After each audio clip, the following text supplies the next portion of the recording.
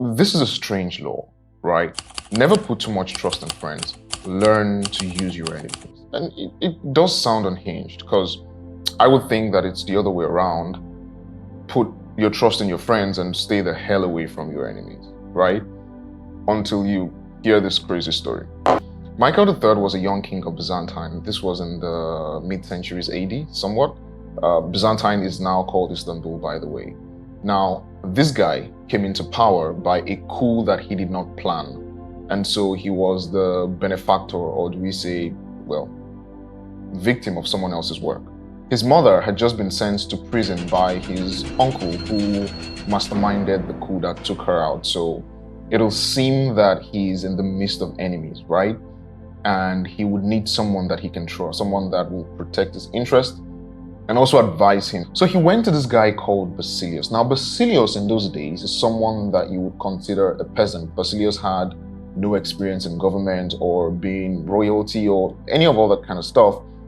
But Basilius saved his life when he was, I think, a little younger. So they became friends. He cleaned Basilius up, sent him to school, taught him how to be a noble, showered him with gifts, did all that stuff in return for his loyalty.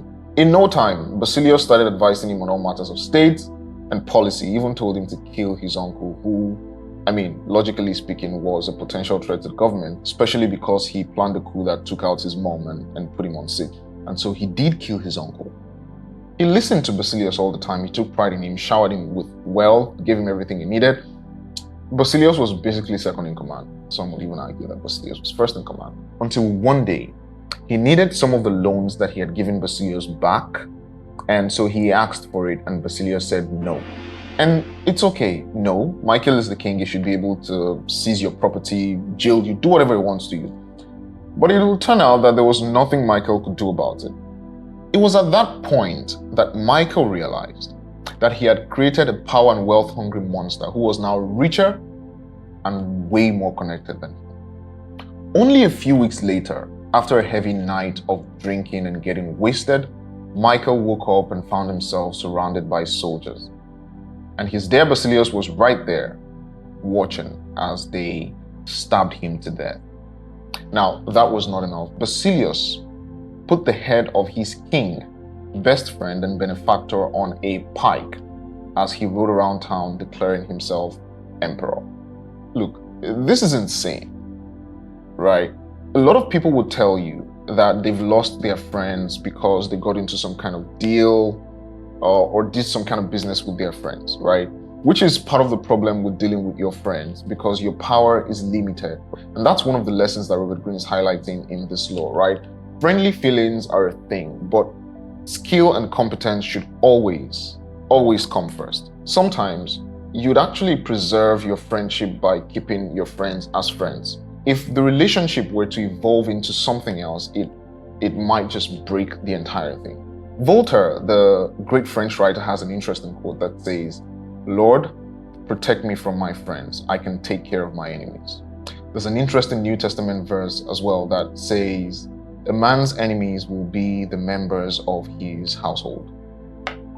And now, don't get this wrong. There are times when your friends will be your best option or basically the best thing that ever happened to you. I've had the privilege of working with some of my friends and I have no regrets. There are cases for this, right? Like Paul Allen and Bill Gates and the rest. There's a lot of them. The point here is you have to be wise enough to know when that is not the case. Now, this happens when you actually pay attention and study people. There's a lot to this. What I was writing about in that law number 2 in the 48 Laws of Power, I was warning you against a common thing, which is you have a business and you're looking for a partner, right? Or you're looking to hire someone. Your first instinct is, I want to hire a friend. I want to hire that person who's likable, who likes me, who I've had a relationship. That's a terrible mistake. You want to hire the best person for the job. Friends have all kinds of emotional entanglements that'll come out in the course of the relationship, of the business. They'll feel envy. They'll sabotage you. It's a nightmare, and there's a huge history behind it. That's what that law is about. It's not about not having friends. How stupid would I be to say that?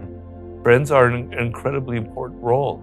Which is why, like, a lot of people see the 48 Laws of Power as this vicious, crazy kind of book that turns you into some sort of monster or a power-seeking, power-hungry kind of person. But really, the point of the book is to stop you from being naive.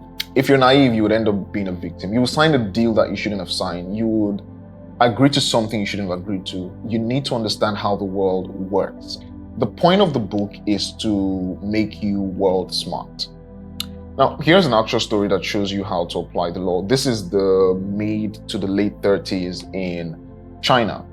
The Japanese had invaded China. And mind you, there was already a civil war going on. So the nationalists were already at loggerheads with the communists. So the question here was, are we going to keep fighting each other, or are we going to unite against the common enemy, which is Japan, which had just invaded them? Mao Zedong, I hope I pronounced that right. I won't be pronouncing it anymore. Forgive me if I did it wrong. He was the leader of the Communist Party at the time. His guys were like, hey, you know what? How about we use this opportunity to let the Japanese take out our enemies at home, which, are the nationalists. So the point or the premise being that Japan cannot possibly invade and, stay in a country like China, as vast as China, for so long. So let's use this opportunity to let them help us destroy our enemies at home, which, are the nationalists. But Mao said no to that. Now, his idea was quite simple. If we let the nationalists face Japan for us, we would just sit back, enjoy the view, and grow rusty. And by the time the war was done, the nationalists would be stronger because now they have war experience, and we would be weaker, hence we will not be able to defeat them. So his strategy was to use their enemy, Japan, to train their army, right? And this worked. By the time Japan left China, Mao's army was way, way stronger, and defeating the nationalists for them was pretty much a piece of cake. Years later, a Japanese visitor came to China, and he tried to apologize to Mao for his country's invasion into China at the time. And Mao quickly interrupted him and said, hey, should I not thank you? For without a worthy opponent, a man cannot grow stronger. This is the idea. Your friends may struggle to give you an honest review because it'll be a bad one, but your enemies will. Your friends may not challenge you, but your enemies will challenge you. Your friends will agree with you and not start an argument just to protect your feelings, but your enemies, they don't give a shit. This whole thing is not about distrusting your friends and starting to move closer to your enemies because, then you try to start making your enemies become your friends. The whole idea is to understand that enemies are sometimes just as useful as your friends. And you need to start to see your enemies in a new light. If you do that, they stop being the stumbling block and start to be the mechanism that you use to grow. I'll give you an example. If you place a Coca-Cola fridge somewhere, and this is the result of a study, I can't find the study link. I'll search for the study and put it somewhere I'll put a link to it somewhere in the description. They found that if you place a Pepsi fridge side by side with a Coca-Cola fridge, both of them sell more than when either of them is there.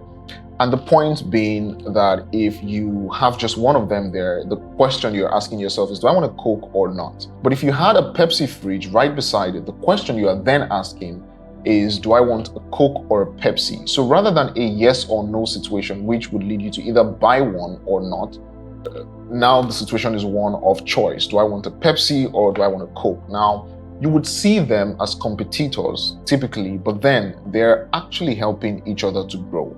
That's the whole idea for this. As with all the laws and the 48 laws of power, you need to learn it, understand it, and allow it to inform the way you think. They're not, like I said, they're not designed to make you vicious or be some power-hungry monster.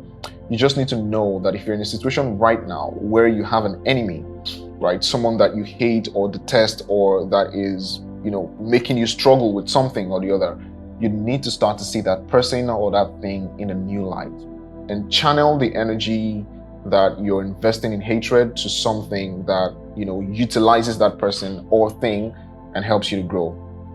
To help you put this to work and make the most out of it, I've created a template for you. This template will help you articulate who your enemy is, why they are your enemy, the role they play in your life, and how you intend to transform them from being a tool of oppression to something that helps or makes you grow. And the link to that is right down in the description, so get that one. It's about 5 questions you can basically answer in 5 minutes with examples of how you can answer them.